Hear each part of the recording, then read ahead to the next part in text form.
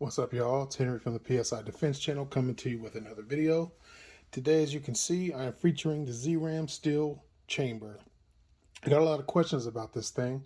My initial thoughts is it's very high quality, just like everything else I've come to expect from ZRAM and their engineers and milling processes. It's all very clean, very smooth, very well made.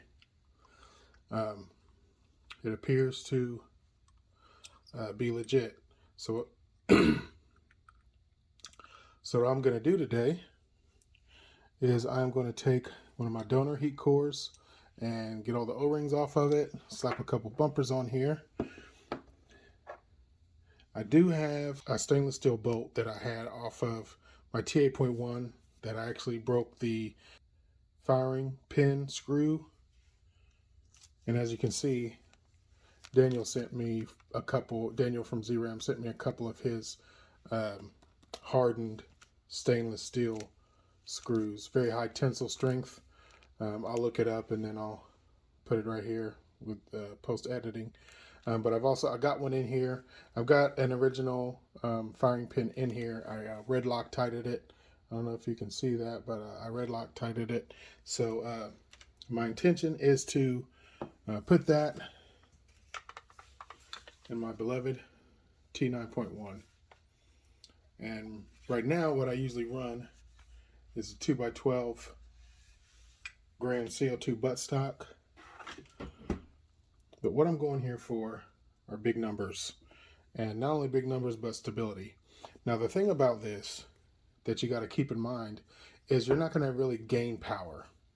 With this, with hardened steel firing pin screws, what you will gain is you're strengthening some of the weakest points of the markers. So the highest I went on FPS was 1200 FPS on my T8.1 with HPA. That's when I was shooting about 82 joules with it. And when I dry fired, it broke the bolt. So I'm going to see how Daniel's stainless steel modifications work out. And if I can find another bolt, I'll install this power pin and then swap it around to just see, if I actually do get a power increase at higher tank pressure outputs.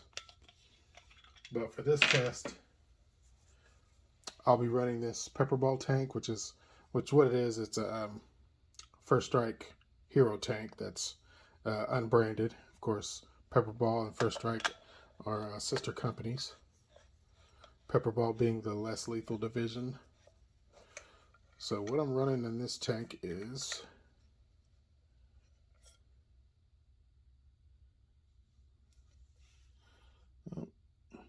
almost 1300 psi. Could have swore it was 1300 earlier today, but just past 1250 right now. Apples and oranges, it's a lot. And let's get to it. I'll show you guys how to do the install. So first, let's look at the instruction manual a little bit. O-rings are not included in the scope of delivery. O-rings are not included in the scope of delivery, but can easily be taken over from standard aluminum chamber. Also strongly recommended using a mil-sig heat core O-ring. Thank you, Grimberg. Got those on deck. Air chamber, standard O-rings cannot withstand increased pressures.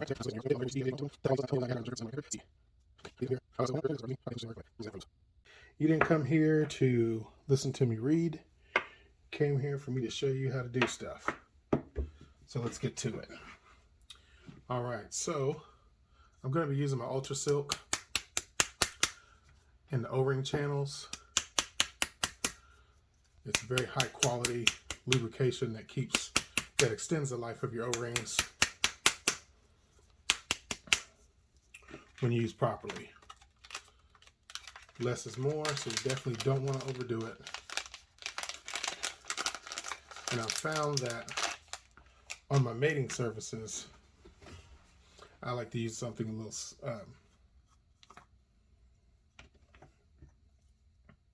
all right, so I take this little brush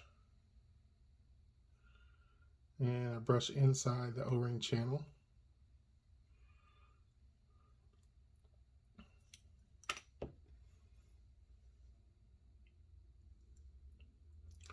I'm going to cover the O-ring with a very thin coat of this. And then do my taco method, fold it in half. See? And I get that curve.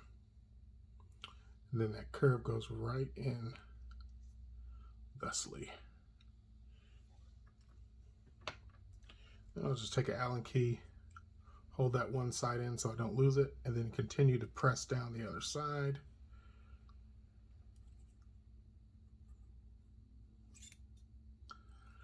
All right, now they went down a little bit, so since I have the bottom off, I can just come up through the bottom, push it up, being careful not to scar your O-ring or scratch any of your surfaces.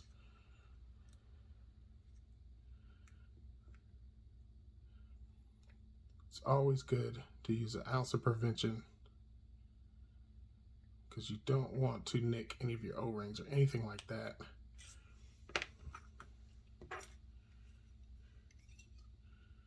All right, just went around.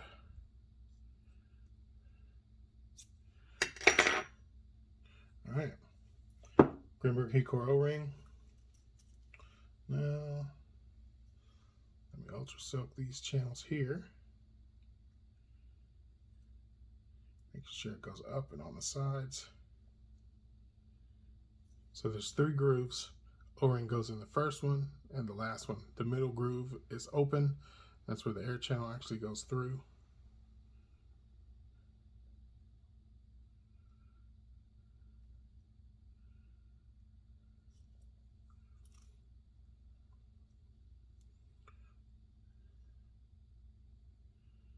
All right, there we go. Now I'm going to take 2 bumpers.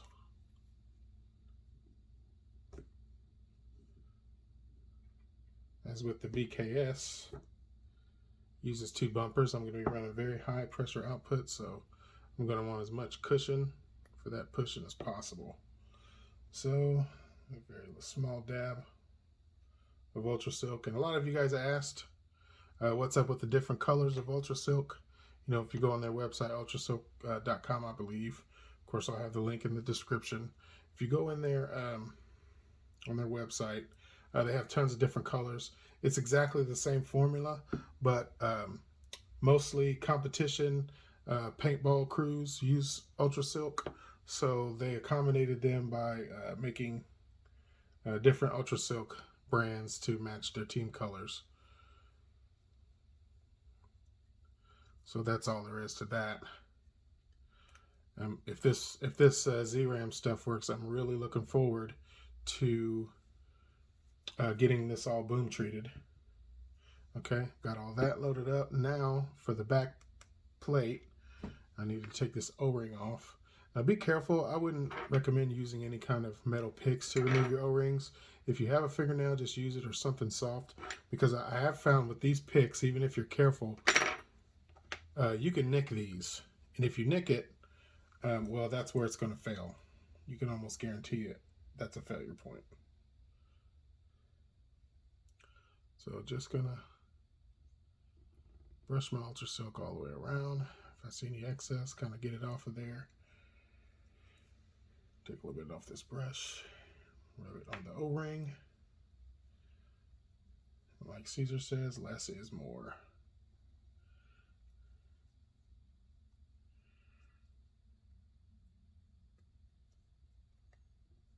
All right. There we go. Reverse thread it till it drops in. And let me get my crescent wrench. Even though this is steel, I still don't want to chew it up with pliers, so I'll go ahead and use my crescent wrench here.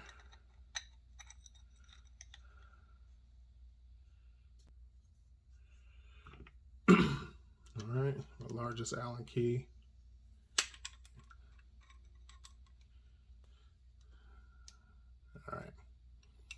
just snug that down.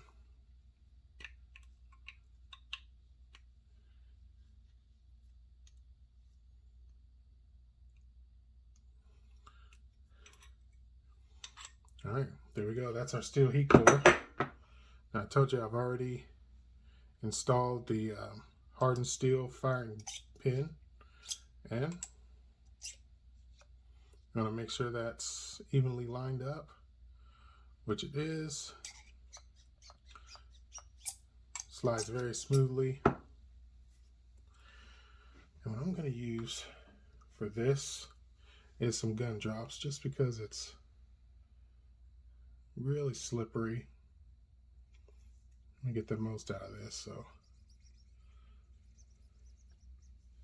let me just use that right there. Just coat it.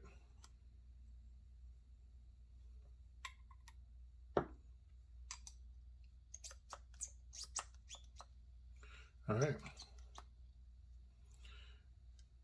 And there's my Z-Ram modified steel heat core, ready for 1300 PSI.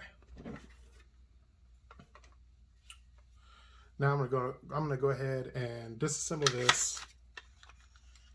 I'm gonna go ahead, pause the video. You guys see me do this 1,000 times.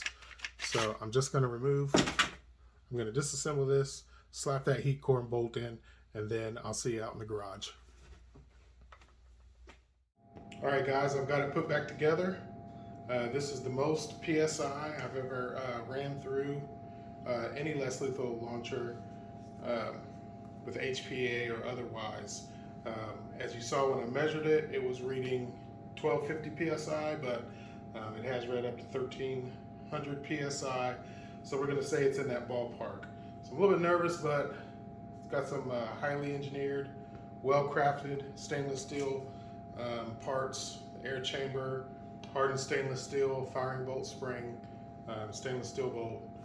It should be all right. So I'm going to twist my Comri Tech on off. All right, there's my click.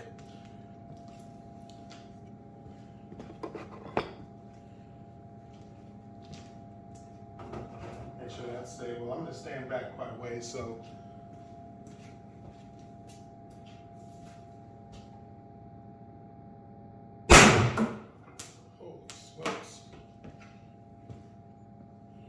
okay, 428.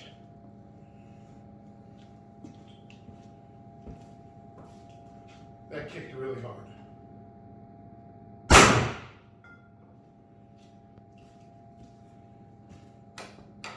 420. There it is. Let's see if I can up the ante a little bit. I'll give it a little bit. Give it a half turn on the velocity screw. Holy smokes.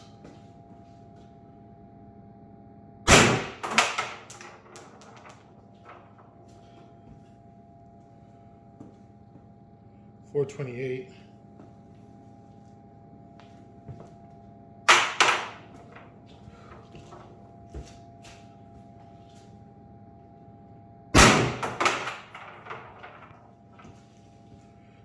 .430. I'm nervous, y'all, but I want to give it one more half turn on the velocity screw. That's for science, right?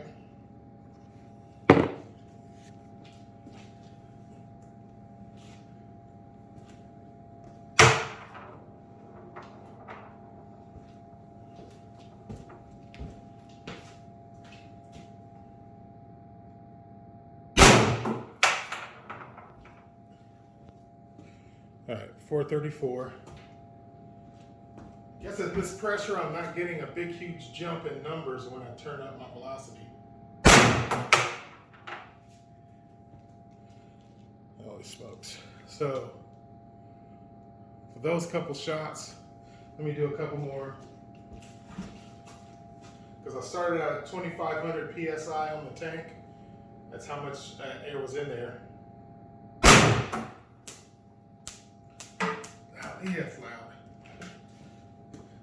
430. Whew. Well, I think I've learned that I'm going to cut my losses there. I'm gonna stop while I'm ahead, and I'll go with those numbers. I couldn't find another bolt, but I will get up and get my hands on another bolt and put the power pin in here to see what I'm getting. But as you see, I've got almost 440 FPS. And with those couple shots, it used 500 PSI of tank pressure. Started at 2,500. So yeah, there's a Z-RAM. I mean, as most of you guys know, most of the damage comes from dry firing. And I'm not gonna do it. I'm not gonna do it. As you see, I've got my Spec Ops metal extended mag in here. I wanted to make sure I didn't run out of ammo, and I think I'm gonna leave it like that. Got my Faiachi red dot. I've also got Faiachi magnifier coming. I intend on using this as kind of like a long range.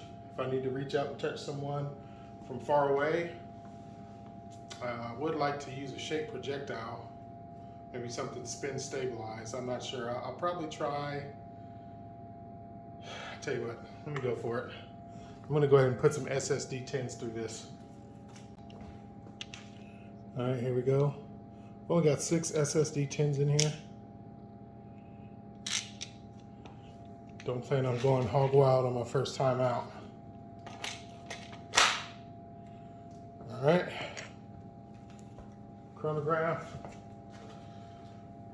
And with the, I'm gonna give it another half turn on the velocity screw.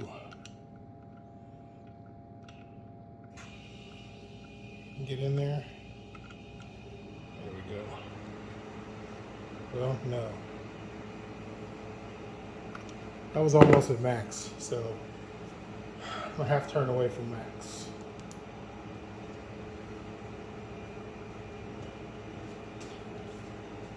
All right, 10 gram SSD 10s firing at 1250 PSI tank output pressure.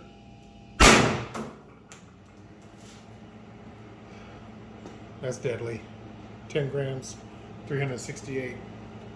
Can't wait to see the joules on that.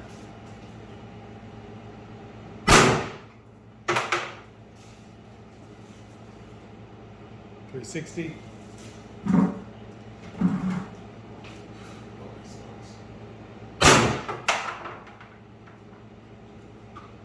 354. Let's get one more.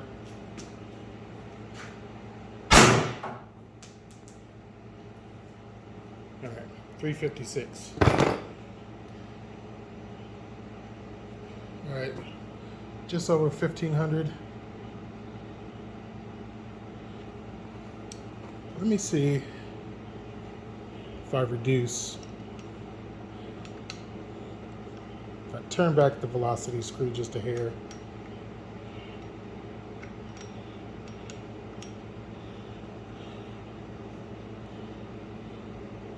Okay, turn it down 3/4 of a turn. Let's see what I get.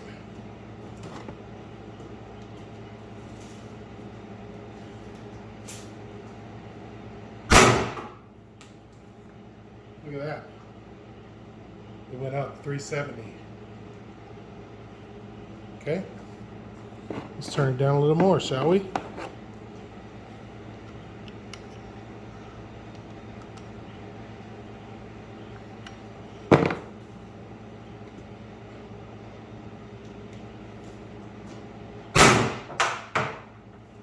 $368. See if any more rounds in here.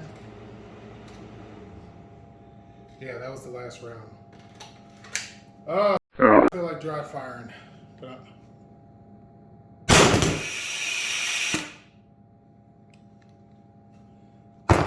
let's see. All right, y'all heard that, so I'm not sure what the deal was there, but let's see if I can shoot a couple of these joules through here. Thought for sure I screwed that up. Let's see. Oh, no, I'm still in there.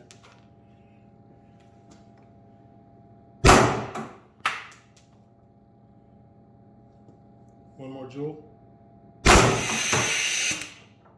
Huh. Well, I didn't read that one. Definitely not 500. All right, so I guess the dry fire fires out so far that it has a hard time reseating the bolt, maybe? I'm not sure. I'm gonna take it back inside, I'm gonna tear it apart, and let's see what we got. All right, guys, got back inside, tore down my T9.1, as you can see, and here is the bolt and the heat air chamber. So, as you can see, the bolt is stuck on there. I can't, well, there you go, I got it off. So, one of two things happened. Thinking maybe this, I mean, it's hard for me to imagine that this stainless steel air chamber swelled to the point where now that bolt will no longer fit on there, but yeah, because this bolt fits on there just fine. So I've got to imagine that this bolt has warped through that extreme pressure, because it won't even go on. Won't even go on. And I've had some issues with bolts not fitting on air chambers in the past. So yeah, it appears, let's see.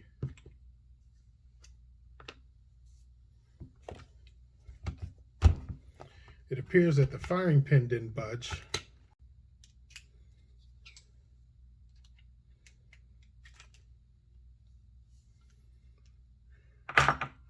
Well, actually, firing pin's a little loose. And I did red Loctite this on earlier today.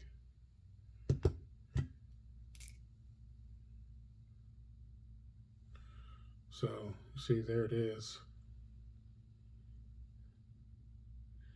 I mean, it doesn't appear to be damaged whatsoever. The threads on the pin are still good, but I believe it's this bolt.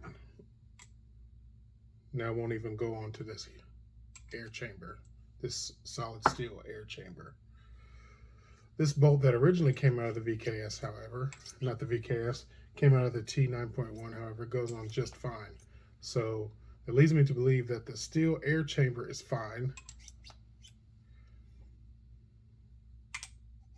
Both the aluminum one and the steel one are absolutely fine. The previous bolt goes on there without any problems. But this bolt that I just fired at 77 joules is now deformed and won't go on any of these air chambers. It won't even fit. It's completely deformed. It's smaller, so it doesn't go on, which is strange. Unless for some reason it's ovaled out, or maybe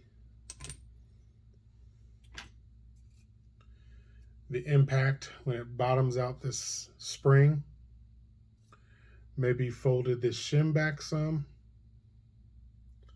because that's what I'm thinking. I'm thinking the bulk of the impact here with this firing bolt was sustained when it stopped up against the spring on this ledge right here, on this lip.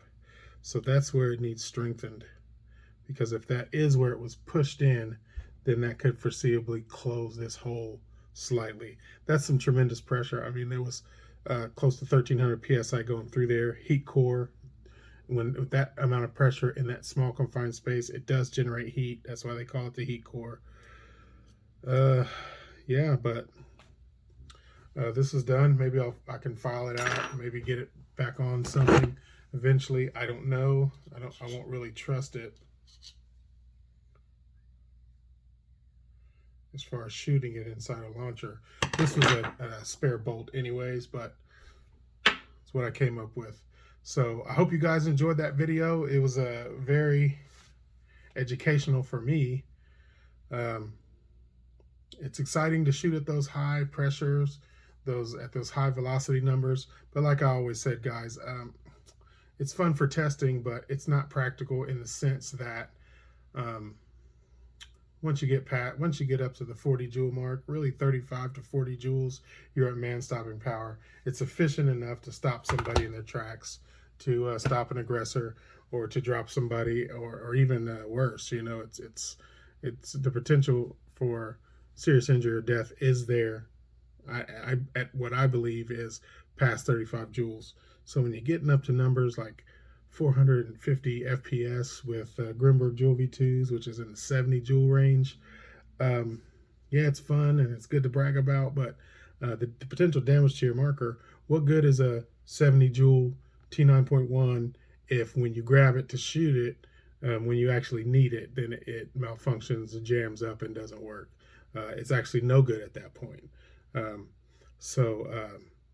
mean, big up to Daniel at ZRAM, because this is a very high quality, high engineered piece.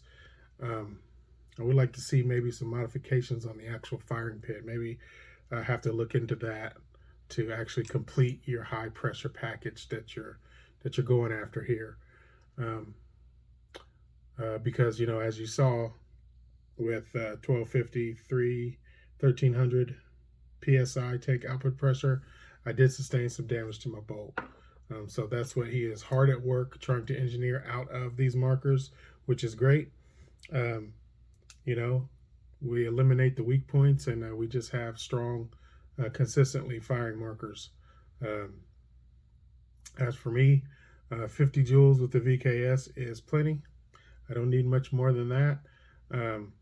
I would like, if I was able to shoot this at that high velocity, I was going to turn this into my sniper / long range less lethal marker. But I mean, the VKS, you can get somebody out at 150 yards with that already. So, you know, I mean, how much do you really need is what the question is. Hopefully you guys learned something. There is some value to be had for the ZRAM air chamber. I think he has a bit of ways to go, though. Maybe doing some strengthening on the actual firing pin or the firing bolt. We'll see what he comes up with, because he's got a lot of interesting stuff down the pike. He has got his Z barrel, which is proprietary barrel for his next, I don't know what he's going to call it, but look for the Z.68 2.0. He's doing some design modifications and changes to that, that he's addressing a lot of some of the issues that some of us were having. Some of us could fire them flawlessly without a problem. I modified one of my barrels, and I could shoot a full mag of those ZRAMs without an issue, but he is coming up with a proprietary complete ZRAM system that should be able to fire his rounds, fire at high pressure, fire at FPS. One more step, brother. I think you need to address the firing bolt, and then I think you'll be there. But that's it for this video. It's Henry with the PSI Defense Channel signing out, telling you to show love to one another, take care of each other, take care of yourselves. God bless.